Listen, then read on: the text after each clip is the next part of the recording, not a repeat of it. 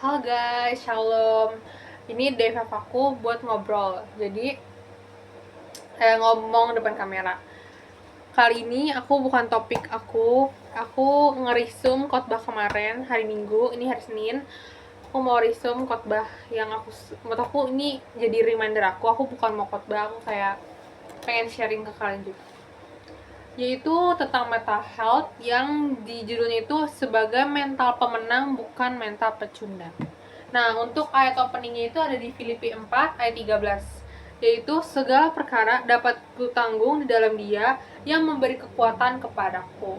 Nah, kata awalnya itu adalah segala perkara, yang bermaksud di zaman sekarang yaitu adalah permasalahan. Jadi apapun masalah yang ada di hidup kita itu tuh Tuhan Yesus ada, Tuhan Yesus mampu. Dia tuh memberi kekuatan kepada kita semua umat manusia, bahkan yang tidak mengenal Yesus. Ini tuh ayat ini tuh ditulis sama sama Rasul Paulus yang ada di penjara. Nah, yang aku dengar dari khotbah tadi, penjaranya Rasul Paulus itu dekat sama kaisar. Jadi kalau misalkan kaisarnya bilang bunuh ngebunuh si Paulus sekarang, itu bisa langsung di kill langsung di detik juga. Contohnya itu pada di Yohanes Pembaptis. Kalau salah tolong koreksi ya teman-teman. Jadi di ayat ini juga ada foto, banyak banget poin-poinnya yang buat ngebantu, tapi aku nge-highlight 3, yaitu adalah fokus pada solusi. Sebagai mental pemenang, kita jangan kelamaan berterpuruk sama masalah kita. Jangan kita tuh kayak jangan fokus pada masalah, kita harus fokus jalan keluarnya tuh gimana supaya kita juga nggak nge-stuck di masalah tersebut. Yang kedua adalah memperbaiki diri. Ya guys, kalau kita nge-stuck itu kita bakal mandek, nggak ada yang berubah di hidup kita. Tetap aja kalau di dalam masalah ya itu aja, tubuh kita nggak akan mengimprove gitu.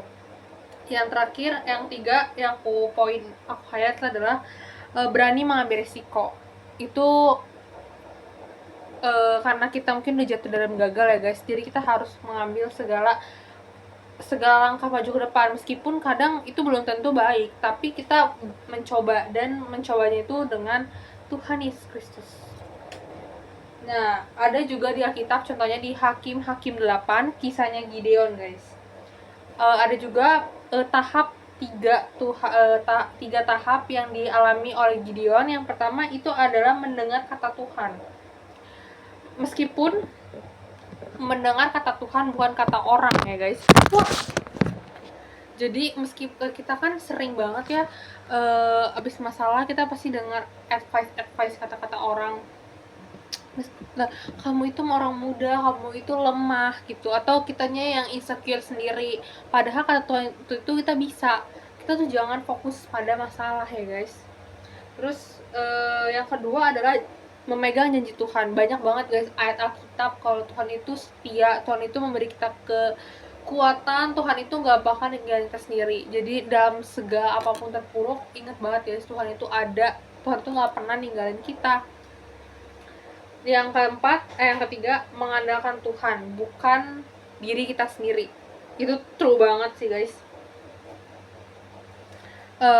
Karena kalau kita mengandalkan diri kita sendiri, itu namanya sombong guys. Karena kita aja ciptaan Tuhan, kita nafas, kita makan, kita jajan, semua itu dari Tuhan guys. Dan gak ada yang melebihi kekuatan dari Dia, Yesus.